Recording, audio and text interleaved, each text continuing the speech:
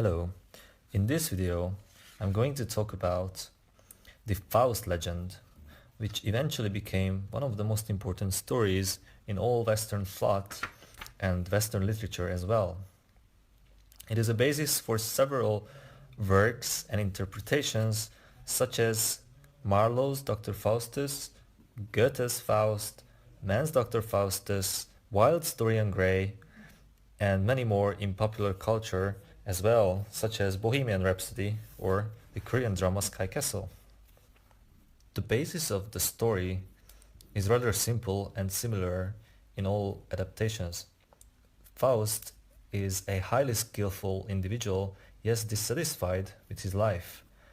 As a result, in search for truth and self-improvement, he makes a pact with the devil by which he surrenders moral integrity in order to live up to his ambitions. This will become a grave failure and in turn will lead to the protagonist's downfall. As a result of his action, Faust will have to face eternal damnation. Since you've probably already heard this story, the question why should you care sounds natural. Well, the short answer is that the theme of the Faustian bargain is something that is the same age as humanity itself. After all, we have always strived for more and more, and the question just how much this urge worth has always been on the table. Looking at the origins of the Faust legend, we can see that there has been several sources to this story. It has been linked to Polish folklore, the biblical figure of Simon Magus, but the name Faust itself comes from a person who lived in the 16th century called Johann Georg Faust. He was a magician and an alchemist from Württemberg, and his life probably served as an inspiration. So one of the most well-known adaptations, especially in English language literature, is the tragical history of the life and death of Dr. Faustus, or usually referred to simply as Dr. Faustus by Christopher Marlowe, who was a contemporary of Shakespeare. This version is rather one-dimensional, and Faust is a lowly, simple and unsympathetic protagonist. In the beginning of the play, we find Faustus in his study, commenting on how much he's dissatisfied with every sciences as he already mastered most of them. During this scene, he depreciates all these fields one by one, such as logic as merely being a tool for arguing, medicine as being useless, law and divinity, which is absolutely not for him. In the end, he turns to sorcery and necromancy as a way to get higher and more perfect in his skill. Later that night, Faustus attempts to summon a demon, in which he turns out to be successful. Throughout this process, he already gave up any righteousness in him, so Faustus is going to offer a deal for him. The deal is going to look like this. Faustus is allowed 24 years of life on Earth, during which time Mephistopheles is going to serve him and grant him the ability to use magic. However, at the end of the 24 years, his body and soul will be handed over to Lucifer as a payment, and he is damned to hell. Once the deal is done, Faustus indeed becomes capable of magic, but throughout the play, he used all his power for petty tricks and simple amusements for other people.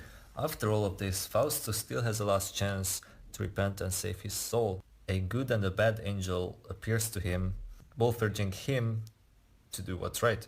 But Faustus, being the blind person that he is, believes the evil angel, and he sees no point in trying to repent and renounce the deal. Throughout these 24 years, Faustus becomes famous for his magical powers. But as I've already said, he's not going to do anything special with his powers. At the end of the play, after the 24 years expired, Mephistopheles comes to collect his soul, and Faustus is dragged off the stage to hell by him and other devils. Even though Faustus is begging for mercy and trying to repent, there's no turning back for him. After this, let's look at Goethe's version, which is titled Faust, and it has two parts. The first part was published in 1808, while the second part was finished in 1831. This work is considered by many to be Goethe's magnum opus and one of the greatest work of German literature as a whole. This version is a lot different from Marlowe's work, and it's a lot bigger in scope. Goethe's Faust starts in heaven actually, where God and the devil makes a bargain for Faust's soul. After this, we see Faust in his study, where he's faced with the same dilemma as Marlowe's Faustus. In Goethe's work, the deal with the devil is a bit different. The arrangement is that if he's pleased enough with anything Mephistopheles gives him, that he wants to stay in that moment forever, then he will die right away. After the deal is done, Faust begins to experience his own newfound power. He meets Margaret, also known as Gretchen. He falls in love with her right away and uses Mephistopheles to trick her into loving him back. After Faust seduces her, she realizes that she's pregnant, and soon after giving birth, she drowns the illegitimate child. As a result, she's convicted of murder and put to prison. Once Faust learns what happened to her, he orders Mephistopheles to go and make her escape from prison. But when she sees Mephistopheles, she refuses to leave and starts praying to God instead. And that is the end of part 1. Part 2 completely abandons the storyline started in part 1, and instead it's rather complex and rich in its form and content, and it covers the troubles of Mephistopheles and Faust. Finally, at the end of Act 5, Faust manages to experience that moment of sheer bliss when he eventually cares for someone else other than himself. At that moment, he falls down and dies, and thanks to this moment of caring for somebody else, he is being saved through the grace of God.